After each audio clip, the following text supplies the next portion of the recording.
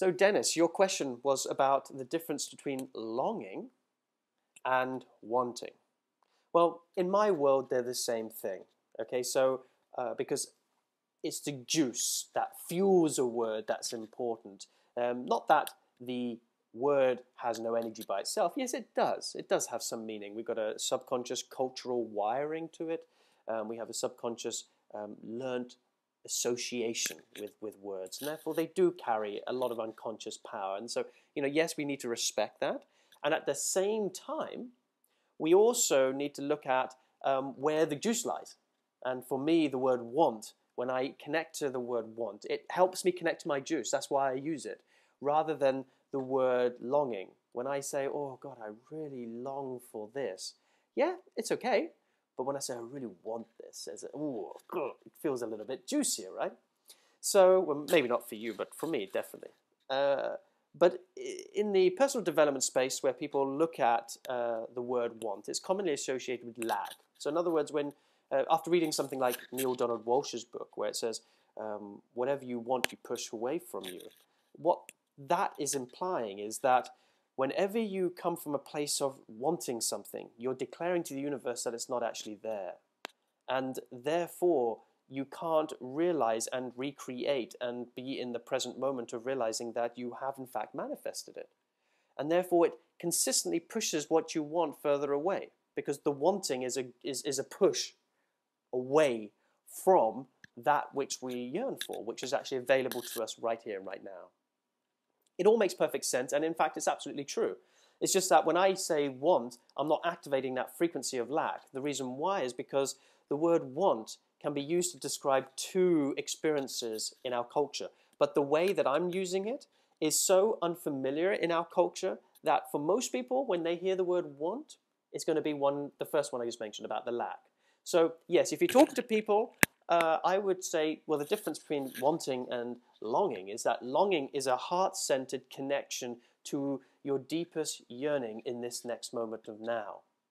And it feels good and it's complete unto itself. In other words, there is no lack because there's no need for anything else to occur. In other words, a manifesting desire has no need for it to occur physically. In other words, the longing itself becomes enjoyable. And when you can enjoy longing for longing's sake without needing anything else to occur, what happens then is you surrender. You've connected to the longing, it's out there, and you maintain your joy because you don't need what it is that you're longing for to actually manifest. And that detachment of your longing, being in your peace and joy and relaxation, knowing that all is perfect now, even though you don't have what you think you need, is in fact a very healthy state of attraction and brings all that you want to you. Yeah? So that's the difference. Longing is when you connect to your heart's desire. Wanting is when you push what you want further away because you're declaring lack to the universe. Now, that's to the main population.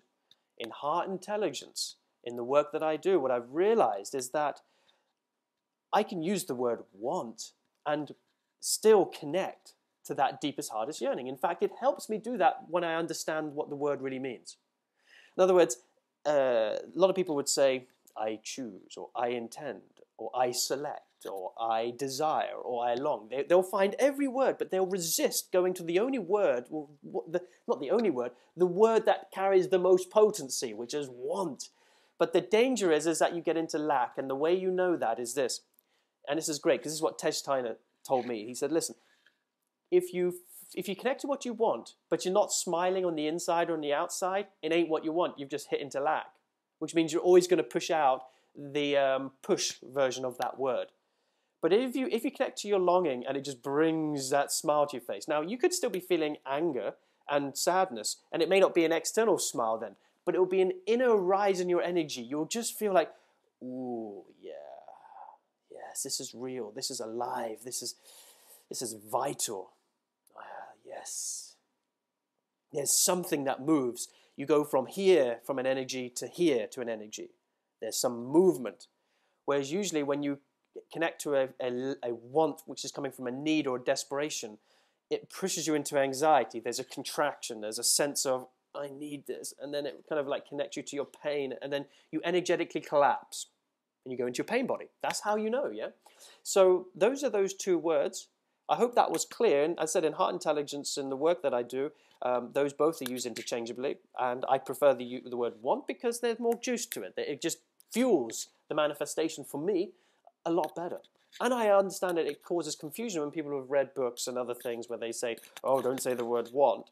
But that's like, you know, the NLP saying, oh, don't use the word but and don't use the word and or whatever. You know, there's all these different words that we should be aware of. Yes, it's good. I went through that stage of understanding how the words carry a subconscious patterning. But you know what?